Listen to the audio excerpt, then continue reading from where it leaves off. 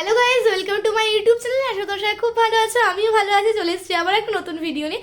দেখতে পাচ্ছ এখন আমি রেডি হয়ে গেছি, যাচ্ছি আমার বান্ধবীর অ্যানিভার্সারিতে। এই বান্ধবীরই বিয়ের অনেক অনেক অনেক ব্লগ দেখেছো তোমরা আগের বছর, তারই আজকে অ্যানিভার্সারি। দেখতে দেখতে একটা বছর হয়ে গেল, কিভাবে যে দিনগুলো চলে যাচ্ছে বোঝা যাচ্ছে না। এখন আমি রেডি হয়ে গেছি, এখন যাবো শারদিদিদের বাড়ি। প্রত্যেকবার আমি লেট থাকি, কিন্তু এবছর আমি অন টাইমে রেডি হয়েছি। এবছর বলছি কেন, এবারে আমি অন টাইমে রেডি হয়েছি, কিন্তু শারদিদি এখনো রেডি হয়নি। তো চলো দেখতে থাকো।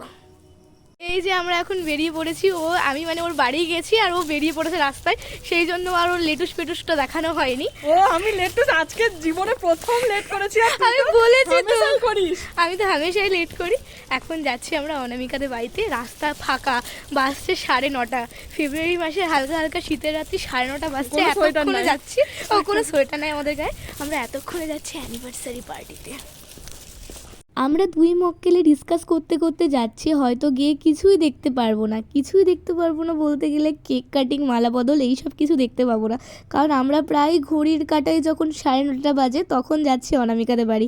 কিন্তু না, আমাদের কপালটা খুব ভালো ছিল, সেই জন্য আমরা পুরো অন টাইম ছিলাম। আমরা গিয়ে পৌঁছেছি আর একদিকে ওদের কেক কাটিং হচ্ছে, এরকম টাইমে আমরা পৌঁছেছিলাম। এখানে জিজু খুব সুন্দরভাবে অনামিকাকে ফুলটা দিল, আর এদিকে ভিডিও শ্যুট হচ্ছিল, কারণ অনামিকার প্রি ওয়েডিংয়ের ভিডিওটা ওর মনের মতন হয়নি বলে অ্যানিভার্সারিতে ওর মনের মতন করে সমস্ত ভিডিও শ্যুটগুলো করে নিচ্ছে।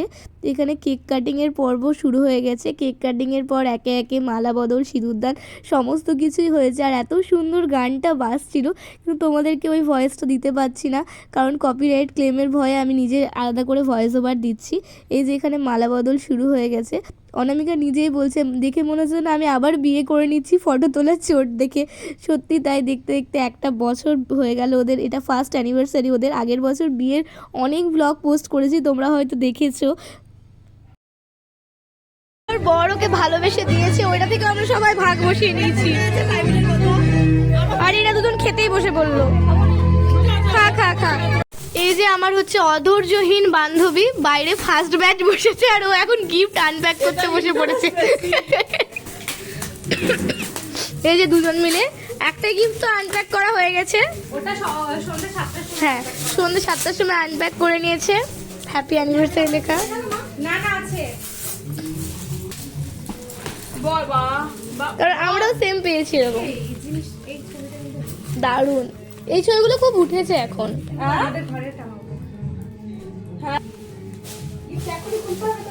দেখি এখন আমরা 3 মূর্তিতে মিলে সবার শেষ ব্যাচে খেতে বসেছি।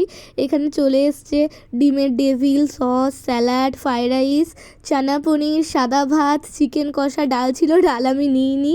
তারপর চাটনি, মিষ্টি, দইও আমি অ্যাভয়েড করেছি, কারণ আমার গলার অবস্থা তো খুব খারাপ ছিল তখন। 3 মূর্তি বলতে গেলে এই যে জিজু, আমি, শারদিদি, আমরা 3জন মিলে খেতে বসে পড়েছি। এই ভ্লগটা আমি এখানে এন্ড করছি, টাটা।